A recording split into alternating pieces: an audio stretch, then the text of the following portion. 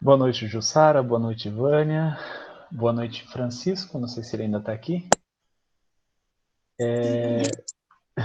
Pessoal, hoje a gente vai continuar o capítulo 39 e vai começar o capítulo 40, se assim Deus permitir. E eu consegui terminar o 39, né? A gente, no 39, a gente tinha começado a falar, né, sobre aquele encontro logo depois do André Luiz ter passado pela casa do Tobias, e ele foi tirar conselhos com a Laura, porque ele tinha visto coisas lá, né, ouvido coisas lá na casa do Tobias, que ele não compreendia muito bem, que ele não aceitava. Ele se colocou no lugar do Tobias, ele não iria ele não aceitou a ideia da esposa conviver com uma outra pessoa, né, que seria uma segunda esposa, e os papéis invertidos ele também não aceitaria. Então ele foi tirar conselhos, né, ouvir explicações da Laura, que é a mãe do Lísias, que estava lá no plano espiritual, lá em nosso lar, junto com ele. E aí a gente começou a falar, né, sobre a união fraterna, quais são os alicerces dessa união, que a Laura começou a explicar para ele.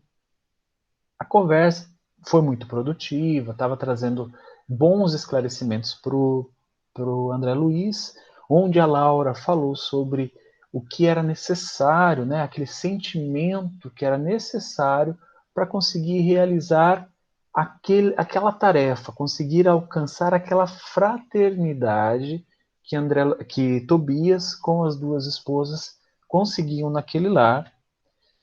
E a gente falou sobre esse caminhar da evolução, né, que a Laura explicou que nós vamos perdendo essa animosidade, né, animalidade, desculpa, animalidade, conforme nós vamos progredindo, conforme nós vamos caminhando na evolução. A minha interpretação é um caminhar mais voltado à evolução do corpo físico junto ao corpo espiritual, e também foi comentado dessa questão do desapego e da desmistificação das energias sexuais, né, onde a gente começa a deixar isso de lado para substituir por uma energia criadora, uma energia mais voltada à fraternidade realmente. E aí nós paramos neste aqui, né? Paramos no anterior, então a gente começa nesse aqui. E qual a regra geral? Né? Porque o André Luiz ficou bem assim, mas espera aí, quantas são assim? Quantas famílias aqui no nosso lar são assim? São todos assim? Isso acontece com todo mundo? Né? E a Laura vai explicar isso para ele de uma forma muito legal. Ela fala assim, ó, não seja tão radicalista. Né? Então, assim, não são todos assim. Não seja tão radical. É indispensável seguir devagar. Muita gente pode ter afeição e não ter compreensão. Podem ter aquele amor incrível, aquele amor que fascina, mas não tem a compreensão necessária. Não esqueça que nossas construções vibratórias são muito mais importantes que as da Terra. Na verdade, lá no plano espiritual, essas construções vibratórias é o que rege, tá? Então, assim, onde eu vou estar, com que espíritos eu vou estar conversando, convivendo e trocando energias, isso é construção vibratória. É o que eu consigo vibrar, é o que eu consigo emanar, tá, gente? Eu não estou dizendo nem que eu quero, porque querer é uma coisa muito importante. A vontade, ela dirige todo esse querer, né, essas energias. Mas aquilo que está realmente dentro de mim é o que vai vibrar, é o que vai projetar, é o que vai construir. Então, por isso que ela fala isso, que as construções vibratórias são muito mais importantes lá do que na Terra. O caso Tobias é o caso de vitória da fraternidade real, por parte das três almas interessadas na aquisição de justo entendimento. Então, ali não é só o Tobias, que é o espírito que tem o sentimento de fraternidade real, como ela coloca aqui, alcançado. As três almas ali, as duas esposas e ele, têm esse sentimento adquirido. Né? Quando a gente lembra do capítulo anterior, né, onde uma das esposas fala, né, que, se eu não me engano, é a segunda esposa que vai reencarnar novamente, vai reencarnar, vai voltar à Terra, porque um antigo marido do passado já reencarnou e eles vão tentar construir matrimônio novamente para alguns resgates, para alguns auxílios ali. Então, esse espírito que vai reencarnar, né, essa esposa, segunda esposa que vai reencarnar, que me desculpem, eu esqueci o nome dela, ela vai auxiliar muito. Por quê? Porque ela já tem o entendimento da fraternidade real. Então vai ser um espírito que vai reencarnar com provavelmente uma missão de auxiliar. Né? Isso não foi dito no capítulo anterior, mas auxiliar aquele marido que já tinha reencarnado. Pode falar, Rita. É a Luciana, que ela foi a Isso. segunda esposa do Tobias na Terra, e que foi um casamento que, segundo a gente estudou, fraternal, não de laços mesmo de amor. Que a Hilda, que ficou sendo a esposa do Tobias lá em Nosso Lar. A Luciana, ela acabou noivando em Nosso Lar, conhecendo, né, o amor que tanto a gente está aprendendo aqui lá em Nosso Lar. Legal, legal, isso mesmo. E ela continua falando assim, ó, quem não se adaptar à lei de fraternidade e compreensão, logicamente não atravessará essas fronteiras. Isso quer dizer, não vai conseguir constituir uma família como a de Tobias lá em Nosso Lar. É claro que isso, como a Laura colocou, é galgando evolução, é construindo isso dentro de nós. Eu não vou aceitar, como o André Luiz, eu não vou aceitar isso, eu não estou preparado para isso, né? Nem sendo marido com duas esposas, nem sendo a esposa com dois maridos, enfim, não vou aceitar isso. Então, é claro, o que ela está dizendo, assim, isso não é para agora. Essa fronteira você não vai passar. Mas conforme nós vamos adquirindo conhecimento e elevação, a gente acaba desenvolvendo isso e vai ultrapassar essa fronteira e vai muito mais longe, muito mais distante. E aí ela fala assim, ó, enquanto odiarem aqui na Terra, né, assemelham-se a agulhas magnéticas sobre os mais antagônicos influxos. Enquanto não entenderem a verdade, sofrerão o império da mentira e, consequentemente, não poderão penetrar as zonas de atividade superior.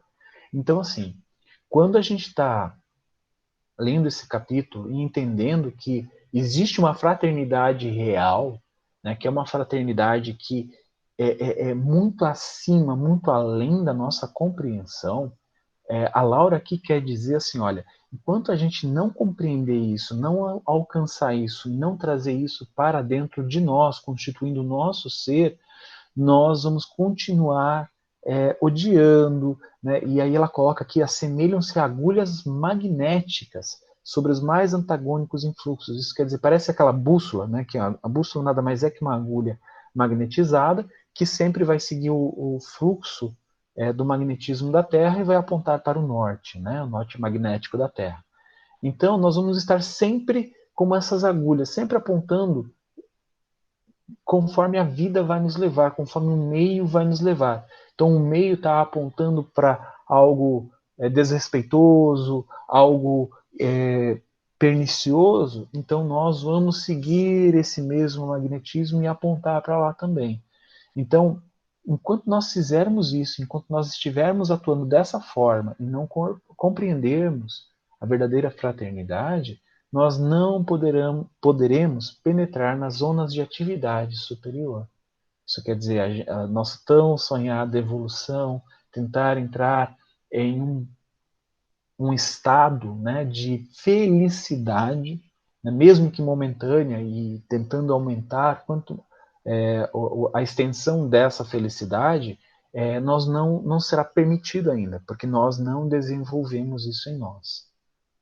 É muito interessante isso que a Laura colocou. E aí ela estava falando assim, ó, depois de padecimentos verdadeiramente infernais pelas criações inferiores que inventam para si mesmas, isso quer dizer, ela estava se referindo àqueles espíritos já aqui na Terra, nós.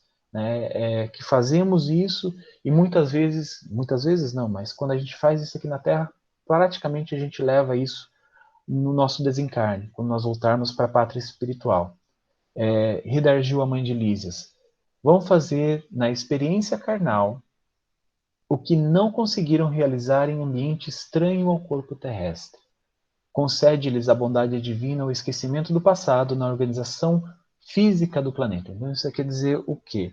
Que a gente agiu aqui na nossa encarnação, desencarnou, continua agindo da mesma forma, seguindo os mesmos influxos, sendo essas mesmas agulhas direcionadas pelo meio, e a gente vai de padecimento em padecimento. O que acontece? A providência divina concede um esquecimento de todo esse passado tortuoso e a gente volta à organização física do planeta. Então a gente volta aqui na Terra. E aí nós, né, esses espíritos, vão receber nos laços da consanguinidade aqueles de quem se afastaram deliberadamente pelo veneno do ódio ou da incompreensão. Daí se infere a oportunidade cada vez mais viva da recomendação de Jesus, quando nos aconselha imediata reconciliação com os adversários. O alvitre, antes de tudo, o aviso antes de tudo, interessa a nós mesmos. Devemos observá-lo em proveito próprio. Então, esse conselho de Jesus, né, para a gente se reconciliar o mais breve possível com aqueles inimigos, né, que estão conosco, é justamente para isso, porque a gente não tenha, né, que levar para o plano espiritual essas coisas ruins, essas coisas que marcam a nossa existência, o nosso perispírito, e vão trazer uma série de problemas para a gente depois, se preciso for, até voltar em uma nova encarnação, para tentar resgatar com aquelas pessoas que nós tivemos dificuldade, com aquelas pessoas que nós agredimos, nós ferimos aqui na Terra. Por isso Jesus aconselha, reconcilia-te com teu inimigo enquanto está na caminhada com ele, porque depois... Pode falar, Rita. Eu acredito também, Ju, que é a máxima que a gente sempre escuta, mas a gente acha que compreende. Porque nós viemos, reencarnamos com esses nossos inimigos, ou até com os nossos algozes, e a maioria das vezes a gente, né, foi o algoz, justamente porque a gente precisa lembrar que o amor nos liberta. Como você trouxe aí na mensagem anterior da mãe de Lísias, o ódio, o apego, todos esses sentimentos que não nos engrandecem nada, como espírito eterno, eles nos fazem justamente ficar presos nessas coisas que não é o que o Cristo nos pede, né? Então, eu acredito que principalmente que a gente reencarna nos nossos laços de família, justamente para que a gente comece essa prática da verdadeira fraternidade. Só que, né, a maioria das vezes a gente se confunde um pouco, se atrapalha e acaba ficando tanto apegado aos nossos filhos, né, aos nossos pais. Mas esse é o exercício que nós precisamos praticar da verdadeira fraternidade, que é amar sem posse. Amar os que nos fizeram muito mal, ou a quem a gente já fez muito mal, né? Mas amar educando, doando, né? Renunciando muitas vezes. Porque isso foi o exemplo do Cristo, né? Para a gente na Terra, durante a passagem dele. E fazendo um jabá aqui, amanhã à noite eu vou ser o palestrante da noite, né? E eu vou falar sobre os novos samaritanos.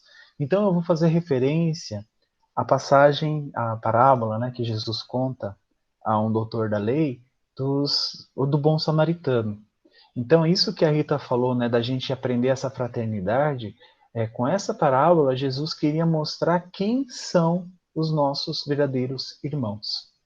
Então, essa compreensão de quem eu devo amar, né, de quem eu devo cuidar, de quem eu devo ter uma compreensão fraternal, né? Óbvio que a gente tem uma ligação maior com a nossa família e muitas vezes uma obrigação, é um vínculo espiritual muito maior, né?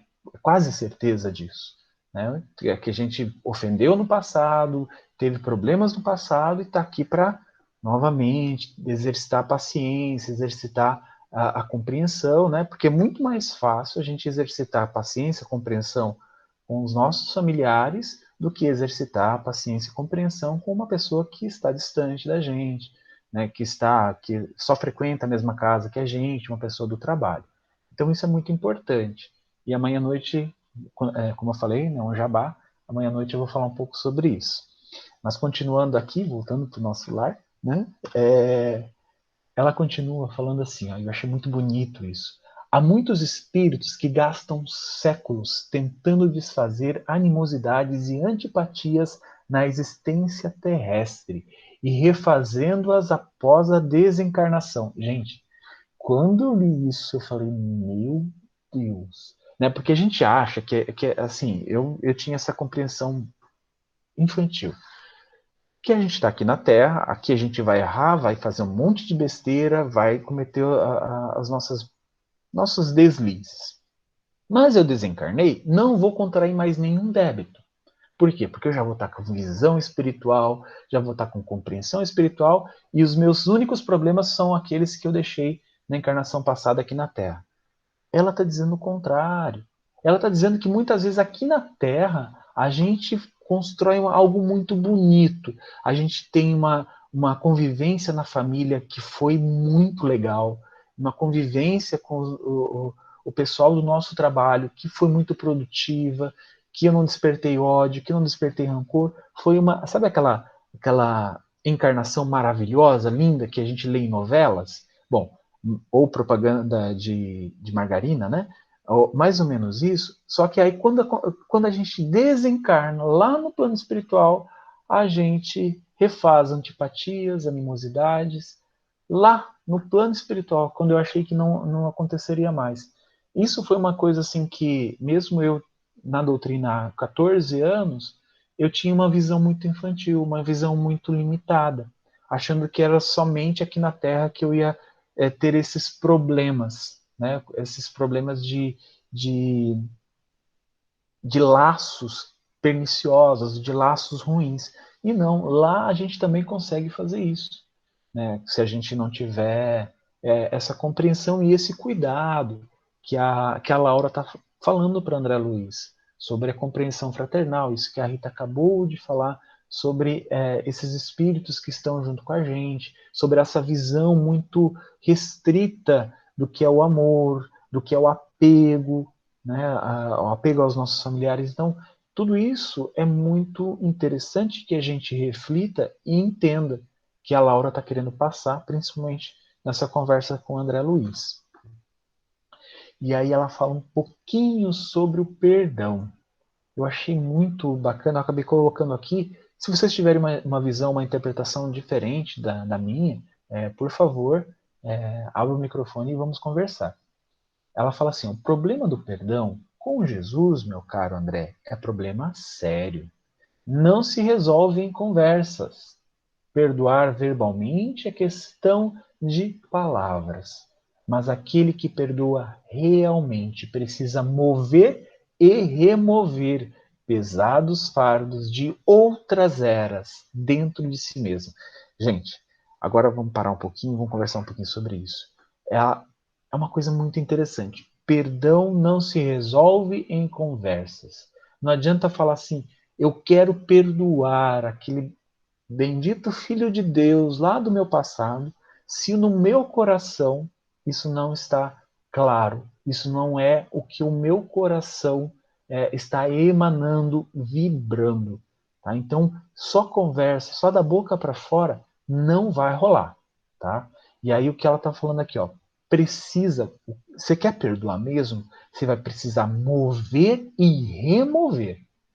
Então, assim, pode ter um fardo enorme na sua frente, muitos problemas, muitas dificuldades. Você vai ter que mover tudo isso para enxergar o teu irmão e principalmente remover dentro de si esses pesados fardos, essas coisas que nos levam ou nos estacionam naquela questão de pensamentos, de energias, de criações mentais muito ruins. E aí ela fala assim, e muito legal essa, de outras eras. O que a gente mais vê assim em câmaras de auxílio nas casas espíritas são desafetos do passado, desajustes do passado, inimigos do passado, ofensas do passado, ali se manifestando, cobrando explicações, vamos dizer assim, né? Não, essa pessoa me fez mal, eu quero que ela sofra também. Então, é uma questão muito difícil de você lidar com um espírito que não entende esse valor do perdão, que não entende qual é a extensão das suas atitudes, o que aquela atitude vai trazer de ruim para ele mesmo. E desencarnado, tá, gente? É um espírito que pode ter uma visão mais ampla, né? Como eu falei, né, que eu tinha essa impressão, e que talvez não ia obter mais débitos. Não, gente, obtém muito mais débitos, principalmente se não levar essa questão do perdão a sério em nossas vidas. A gente sempre fala, né? Eu acho que até eu coloquei aqui, né, que todo espírita ele sabe o que significa caridade na compreensão de Jesus. Todos vocês devem saber de cor e salteado, né? Eu vou falar daqui a pouco, né? Não precisem buscar lá no Livro dos Espíritos ainda não, tá bom? Deixa eu só continuar aqui. Ju, Pode falar, Rita. queria fazer um adendo, que eu acho que, na minha interpretação, eu concordo com a sua também, mas eu queria acrescentar um ponto, que eu acredito que a Laura quis nos mostrar, que a questão do perdão é uma coisa, porque assim, quando a gente fala em perdão, é uma coisa que realmente nos machucou assim profundamente, não é essas briguinhas que a gente tem, né? Isso é mágoa, é diferente. Melindre, mas o perdão é aquela coisa que te corrói, aquela coisa que dói. E aí eu acredito que quando ela fala em que precisa mover e remover pesados fardos de outras eras dentro de si mesmo, eu acredito que ela nos mostra a necessidade de fazer o autoconhecimento. Por que que eu estou com esse sentimento por uma experiência que eu tive com o Juliano? O que que tem dentro de mim que faz com que eu fique com esse ódio do Juliano? Então, assim, eu acho que a gente só consegue perdoar de fato quando a gente percebe em nós mesmos as mesmas dificuldades, normalmente, que a pessoa que nos causou essa dor tem, ou quando a gente percebe o quanto a gente ainda está distante, né, do que a gente precisa ser, ou o quanto a gente tem de erva daninha, trazida de outras encarnações, de experiências dentro da gente, que fez com que a gente remoesse esse ódio por tanto tempo, às vezes. Então, eu acho que é isso que ela nos pede também, que para a gente perdoar de fato, a gente precisa se conhecer, conhecer as nossas limitações, porque só assim a gente vai entender que o outro tem limite também, tem as suas limitações, né? E é muito interessante isso, né? Porque essas ervas daninhas que começam a crescer dentro de nós, começam a se espalhar.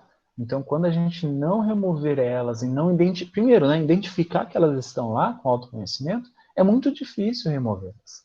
Então, essa questão do autoconhecimento é fantástica. E é o que a maioria dos espíritos recomenda a cada um de nós encarnados. Reconhecer, conhecer a si mesmo, olhar para dentro de si. Continuando. Deixa eu ver aqui. Isso. Ah, tá. Aqui. A sensibilidade de Laura. André Luiz havia ficado um pouco aflito em seus pensamentos, e seus pensamentos refletiam isso. Lembre-se que aquilo que a gente comentou agora há pouco, né? A gente vai vibrar, né? Vai concretizar tudo ao nosso redor vibrando. E um espírito com uma compreensão maior tem uma visão maior. Então a Laura estava percebendo que o André Luiz estava um pouco aflito, né? Isso está descrito no livro. Ele fala, né, que parece que a Laura percebeu isso que estava acontecendo com ele. E aí ela usou de sua sensibilidade e falou assim para o André Luiz: onde o esforço de consertar é tarefa de quase todos. Então ela falou aquele monte de coisa que estava acontecendo, vamos lá, fez o André Luiz refletir e, através de seus pensamentos, por aquilo que ele tinha dentro dele, começou a levar ele para baixo. Mas não por culpa da Laura. A Laura estava trazendo ensinamentos muito profundos, ensinamentos verdadeiros, mas preso nos seus próprios pensamentos, nas suas próprias armadilhas mentais, ele começou a cair, né, vamos dizer assim, a baixar o padrão dele. E aí ela tentou ajudar ele, né? Olha, são verdades, mas não se atenha muito a esses pensamentos. Ela fala assim, onde o esforço de consertar é a tarefa de quase todos. Então, olha, mesmo que a gente você tenha feito um monte de coisas e os seus pensamentos, a sua vivência mostra e está trazendo para você um pouco, cobrando isso de você, e você cobrando isso de você mesmo, o esforço de consertar é tarefa de quase todos. Todos aqui, né, principalmente, a gente tem que compreender isso. Estando na Terra, estando no planeta Terra, tem que consertar alguma coisa. Aqui, o único espírito puro, o único espírito perfeito, o único espírito que já atingiu a escala espírita no seu mais alto grau, né, é o Cristo, é Jesus. Então, todos os outros estão trabalhando para consertar. Deve haver lugar para muita compreensão e muito respeito à misericórdia divina, que nos oferece tantos caminhos à retificação justa. O que ela está falando aqui reflete muito essa questão do autoconhecimento que a Rita pontuou. O autoconhecimento nas casas espíritas, ele tem uma visão de ser sem martírio. É sem se martirizar, sem machucar você. Não é essa a intenção do autoconhecimento numa casa espírita. É por isso que numa casa espírita os autoconhecimentos são dirigidos e conduzidos por textos de espíritos que tentam mostrar que é normal, que, como ela falou aqui, o esforço de consertar é tarefa de todo mundo.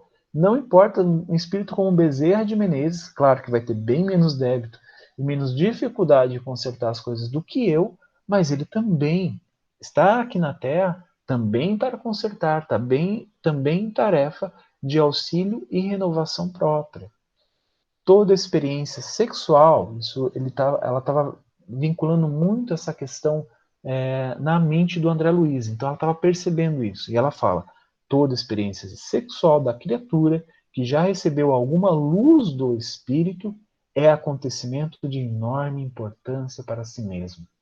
Então, é claro, essa força criadora, ela tem uma responsabilidade, né? Ela traz junto com a sua força criadora que ela tem, ela traz muita responsabilidade.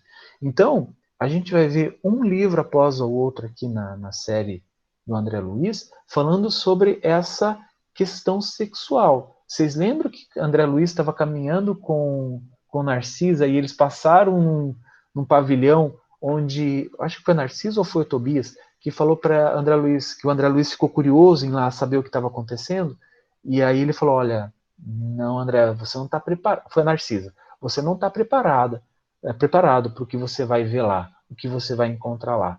Então, essa questão sexual que ela traz aqui, a gente vai ver no decorrer de toda a série, tanto que tem um livro dedicado unicamente a isso, tá? Que é o Sexo e Vida? Sexo e Destino? Sexo e Destino. Sexo e Vida é do Demônio. Eu acabo confundindo aqui. Mas, continuando, é por isso que o entendimento fraterno precede a qualquer trabalho verdadeiramente salvacionista, compreensão da fraternidade. Ainda há pouco tempo, ouvi um grande instrutor do Ministério da Elevação assegurar que, se pudesse, iria materializar-se nos planos carnais, a fim de dizer aos religiosos em geral que toda caridade, para ser divina, precisa apoiar-se na fraternidade.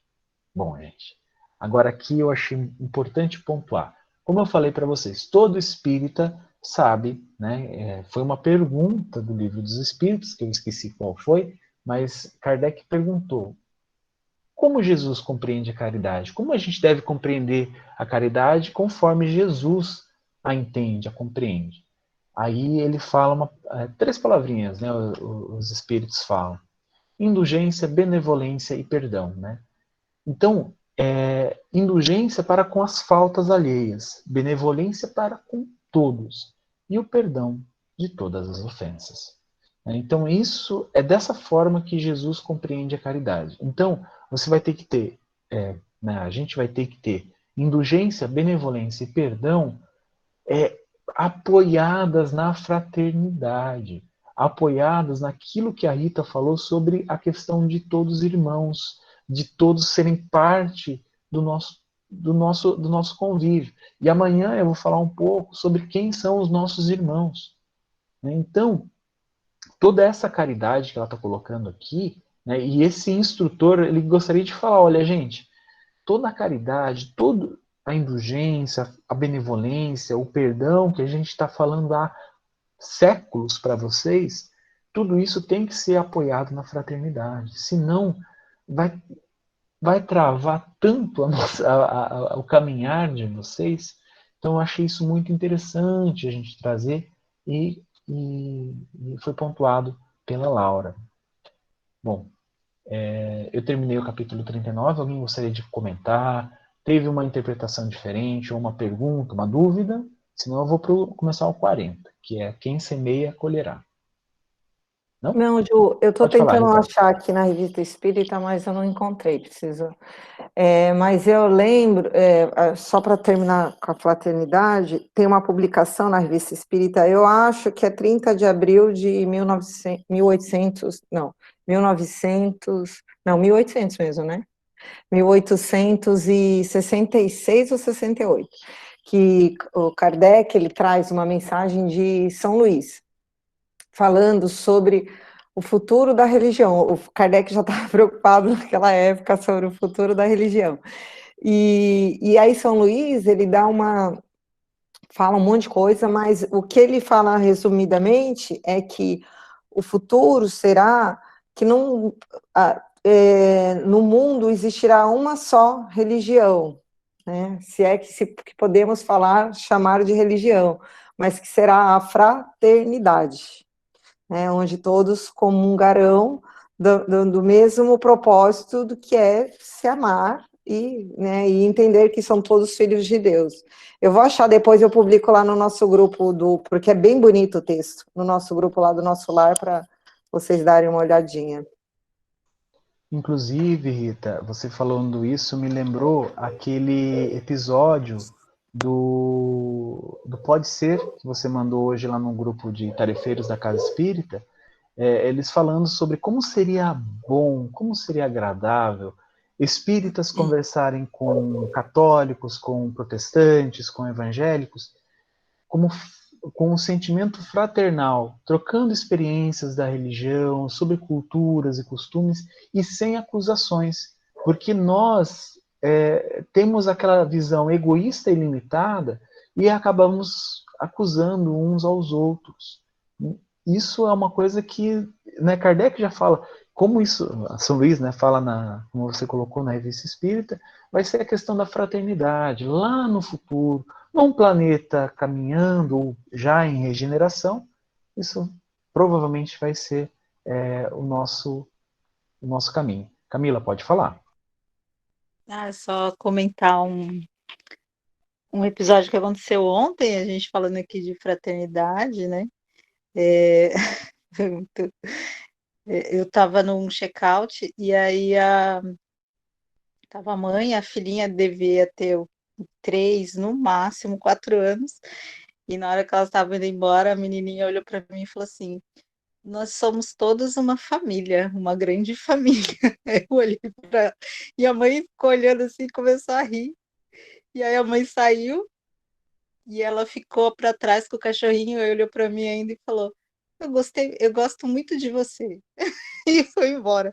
Mas ela falar isso, assim, nós somos todos uma grande família. Bom, sei, deve escutar também isso muito, talvez, né, dos pais, mas eu achei tão lindo receber aquela mensagem naquele momento. E assim, um momento que eu, essa semana, estou ouvindo muito falar nisso, lendo, fazendo. Eu comecei também, iniciei no Reforma Íntima Sem Martírio, e a gente estava falando sobre essa questão também da fraternidade, dessa questão de ofensas, né? E falar nisso aqui também nesse grupo, achei assim, aquela coisa da coincidência, entre aspas, né? Essa mensagem. É só isso. Nossa, seu mentor programou bem, hein? Porque toda a parte do nosso lar caiu justamente essa semana. Olha, Exatamente. você está bem de mentor. Mais alguém, gente? Muito bom, Camila. Nossa, imagina, uma criança já falar isso, parece que já tem isso dentro dela, né? Isso é muito bom, isso é muito importante. Bom, gente, então, continuando aqui, quem semeia colherá. Esse é um capítulo muito legal, né? Que esse capítulo anterior, o 39, com certeza essa conversa com a Laura preparou bastante o André Luiz para esse acontecimento do capítulo 40. Né? E aí ele relata, né, que ele não sabia explicar a grande atração pela visita ao departamento feminino das câmaras de retificação. Falei a Narcisa do meu desejo e prontificando-se ela a satisfazer-me. Então, assim, ela concordou, né? Fala assim, não, está na hora mesmo, acho que você precisa. E aí ela fala assim, ó, quando o pai nos convoca a determinado lugar, disse a Narcisa bondosa, é que lá nos aguarda alguma tarefa. Cada situação na vida tem finalidade definida. Não deixes de observar esse princípio em suas vidas aparentemente casuais. Aqui é um ensinamento para a gente, tá? Com certeza, se a gente for chamado a um lugar, nós temos lição para aprender lá. Gente, a gente não pode ter o pensamento infantil, né, como espíritas, como agora estudiosos da doutrina que somos, a gente ter essa visão de que, não, beleza, aqui foi um acontecimento casual, foi uma coincidência, né, Camila? Foi algo assim? Não. Não deixe de observar este princípio em nossas vidas, que são esses princípios que são aparentemente casuais. Tudo tem, cada situação na vida tem finalidade definida. Gente, nós estamos no planeta de provas e expiações aqui a todo instante. Nós estamos sendo chamados a colocar em prática aqueles princípios que nós já possuímos, nós já aprendemos. Vocês não vão precisar se preocupar em colocar os princípios que um Clarencio possui. Não, a gente ainda não chegou lá. Mas o que eu posso dar de mim agora, os princípios que eu adquiri, tanto de sentimentos, de emoções, de condutas, de moral, e é claro, todo o ensinamento evangélico que é racional, que está dentro de mim, que eu já li, eu sou chamado a cada instante a colocar ele em prática, né? A observar, né, nessas coisas que parecem casual. Não, pareceu casual a menina falar aquilo para mim. Pareceu casual o estudo do nosso lar trazer isso nessa noite. Está parecendo casual que amanhã à noite, numa palestra, vai se falar sobre o bom samaritano, sobre fraternidade. Então está parecendo um casual em um monte de lugares, né? Quem sabe não é casual, né? E aí André acaba conhecendo Nemésia, né, que é a auxiliar, que é a que coordena toda aquela parte feminina das câmaras de retificação. E aí ele relata uma coisa muito legal, né, que o local era assim, ó, tinha filas de leitos muito alvos e bem cuidados, exibiam mulheres que mais se assemelhavam a frangalhos humanos. Aqui e ali, gemidos lanceantes a colar angustiosas exclamações. Minha amiga e eu comentávamos a vaidade humana, sempre atida aos prazeres físicos, enumerando observações e ensinamentos. Quando atingimos o pavilhão 7, localizavam-se ali algumas dezenas de mulheres, em leitos separados um a um, em regular distância, só para descrever como é que era o ambiente lá. A gente vai ver sempre nas obras que a gente vai estudar futuramente aqui no grupo de estudo, André sempre faz uma visão, né, para a gente entender como as coisas funcionam lá, no nosso lar. Estudava eu a fisionomia das enfermas, quando fixei alguém que me despertou mais viva a atenção. Isso é interessante. André olhou e aquilo chamou a atenção. Daquelas mais de 2 dezenas de mulheres, uma chamou a atenção dele. Quem seria aquela mulher amargurada, de aparência original? Velhice que parecia prematura tipificava-lhe o semblante, em cujos lábios pairava um ricto misto de ironia e resignação.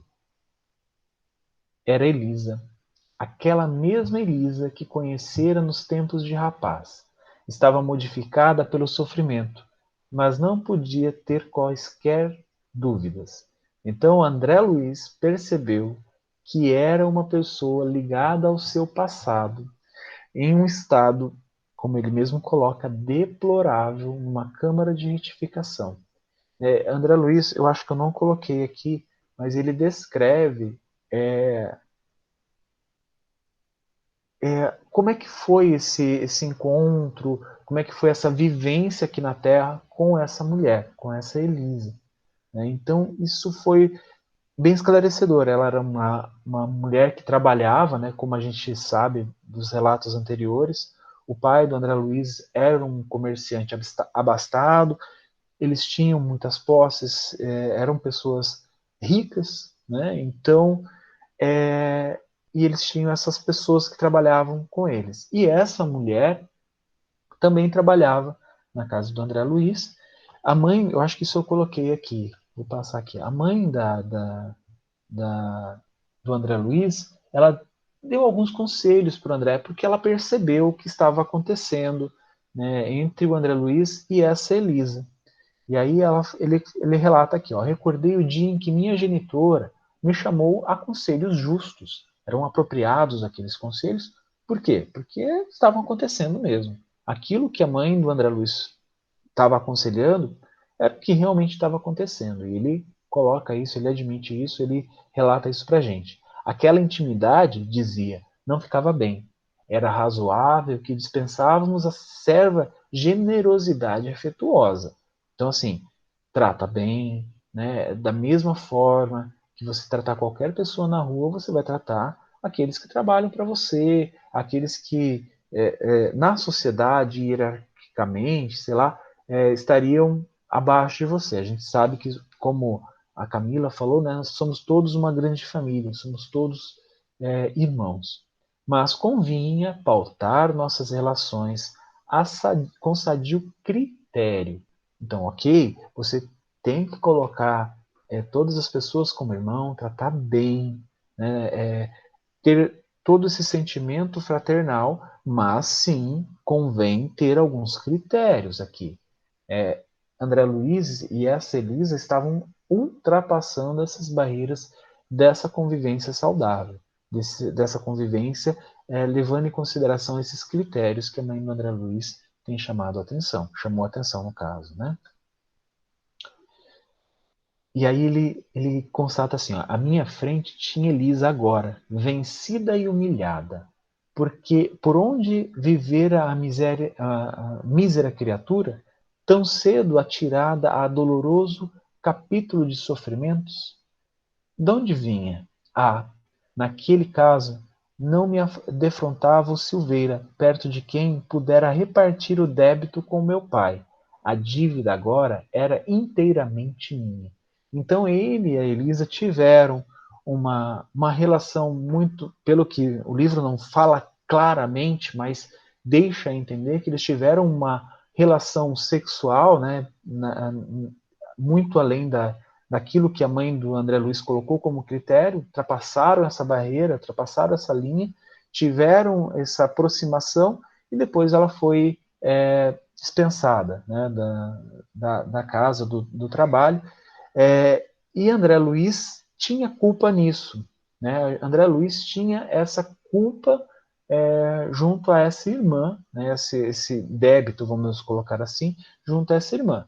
E aí ele fala assim, olha, bem ao contrário do que aconteceu com Silveira, que eu dividia o débito ali com meu pai estava me influenciando, e a minha mãe, claro, querendo que a gente usasse um pouco de nossa compreensão, da nossa empatia para com o Silveira e sua família, né, com a esposa do Silveira, aqui era única e exclusivamente dele. Ele não podia pensar assim, não, mas meu pai me influenciou nisso. Não. Aqui a dívida, como ele coloca, é inteiramente dele.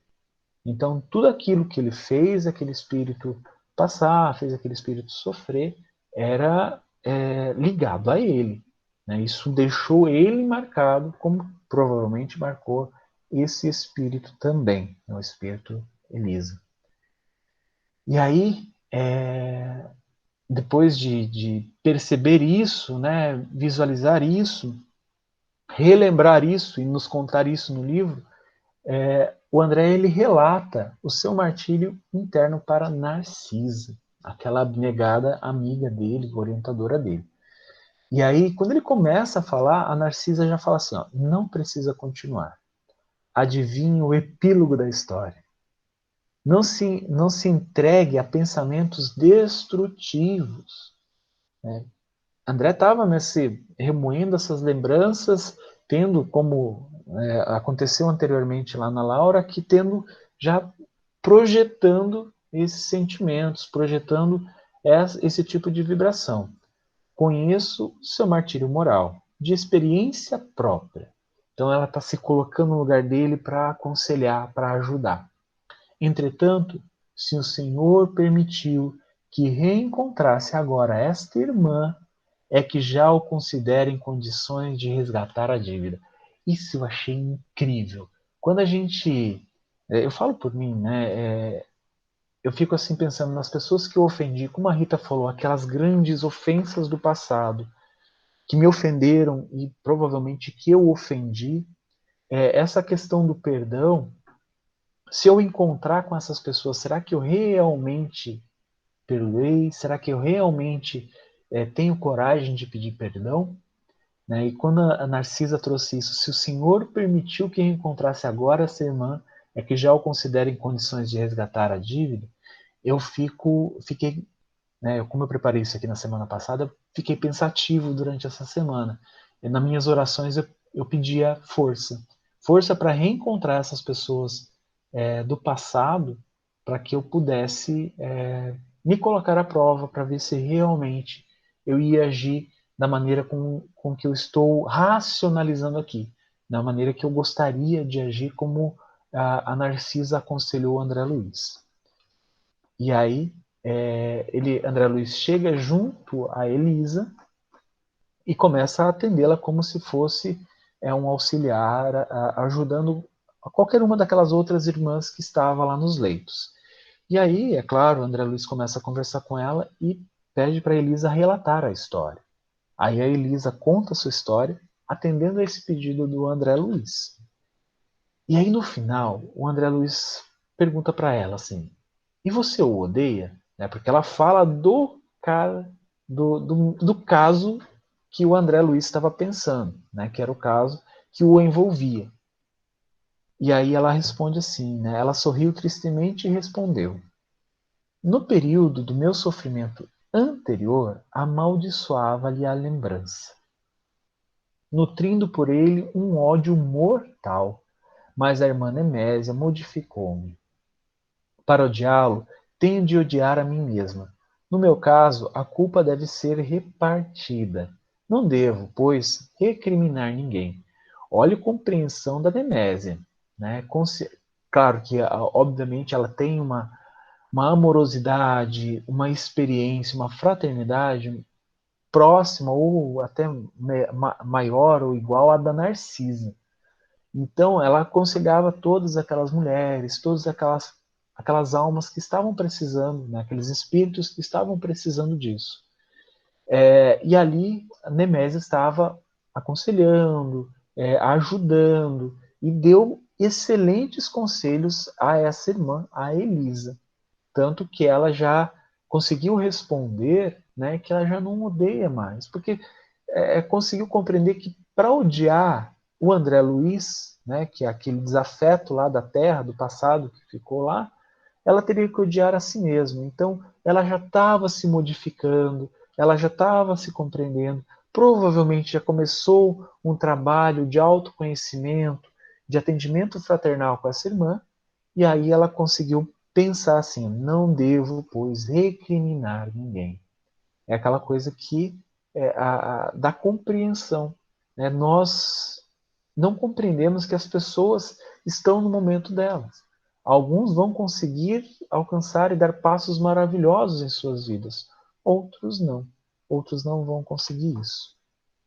E André profere palavras e gestos de consolo à pobre Elisa, e aí ele fala assim: pois bem, continuei comovido, até agora não tenho propriamente uma família em nosso lar, mas você será aqui minha irmã do coração.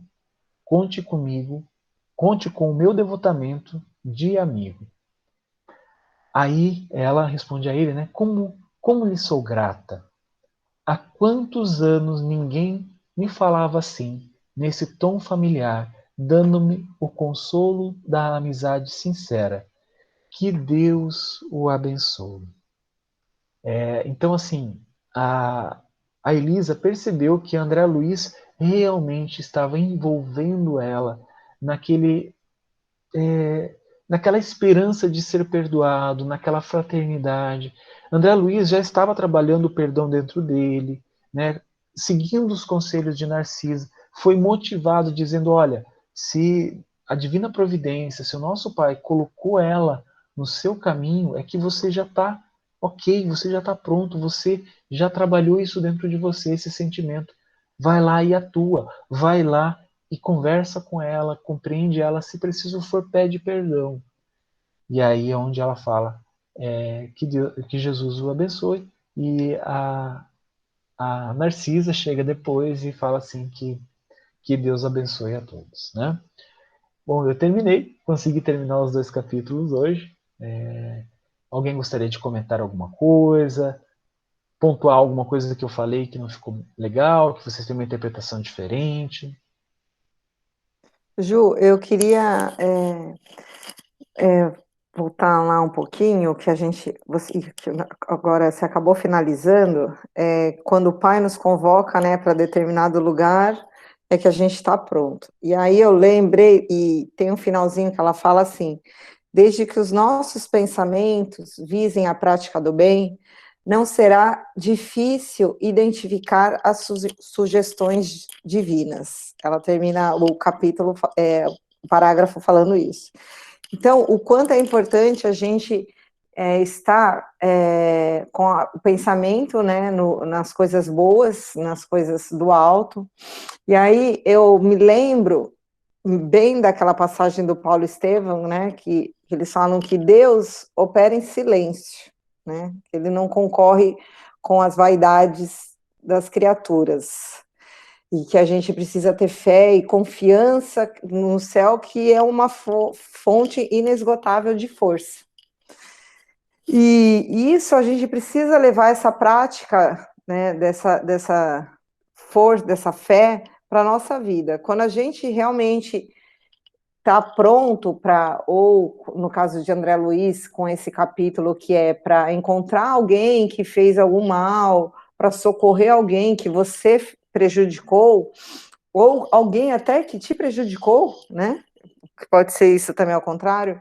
A gente precisa estar muito ligado à espiritualidade para perceber essas informações sutis que Deus nos dá, né? Quando Ele nos convoca para o trabalho do bem. Né?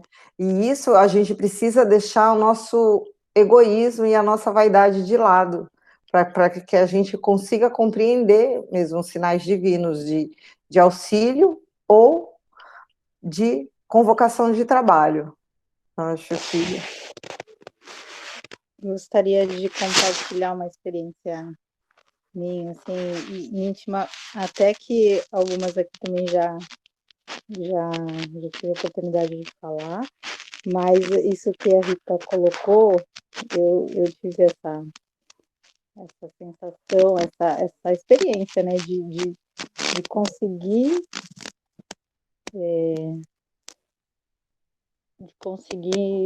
perceber, talvez, assim, essa sugestão de Deus para mim, essa foi através de uma intuição mesmo muito forte. E assim, foi, né, numa experiência que eu tive de um final de relacionamento, tal, eu passei por um período de sofrimento, de dor muito forte. E aí, quando eu percebi que aquela dor e aquele sofrimento já estava passando, já havia passado, me vinha muito ainda em pensamento a pessoa. E aí eu comecei a desconfiar, falei, mas não tá certo esse pensamento vindo ainda. Por quê? E eu tentando compreender por que que eu ainda pensava, sendo que no meu íntimo aquilo já tinha passado, e eu estava entendendo que aquilo já não era mais meu. E aí me veio muito no momento assim, isso acontece muito comigo, quando eu tô de folga e tô aqui na minha arrumação, organizando as minhas coisas, no armário, as minhas coisas, me vêm umas reflexões. E nesse dia foi muito forte, foi muito assim, sabe, quando você tem certeza que foi uma, uma mensagem mesmo, assim, do plano, de que aquilo que eu estava tendo era porque foi uma situação em que ele se sentia muito culpado. E é aquela conexão dos pensamentos. Eu estava lá pensando muito, mas em algum momento ele também estava nesse pensamento de culpa. E aquilo veio interferir em mim em algum momento, sabe? E a sugestão era para que eu tivesse a oportunidade, eu tive a oportunidade logo depois, quando eu encontrei na mesma semana, de chegar e falar assim para ele, se em algum momento viesse algum sentimento de culpa, e se ele pensasse em mim, em culpa, assim, era para ele tentar mudar esse pensamento e fazer uma oração e parar de pensar imediatamente. Falei, faz isso, para de não sinta culpa, porque eu tenho a sensação de que isso está refletindo em mim também. Então foi muito forte, assim, eu tenho uma certeza muito grande, sendo que isso melhorou depois dessa conversa. Ele não falou nada, ele falou poucas coisas, gaguejando até, mas eu sentia no olhar dele a sensação de alívio de eu ter falado isso, sabe? E a sensação de alívio que me deu também, porque depois disso parece assim, se dissipou todos os pensamentos. Foi assim, sumiu.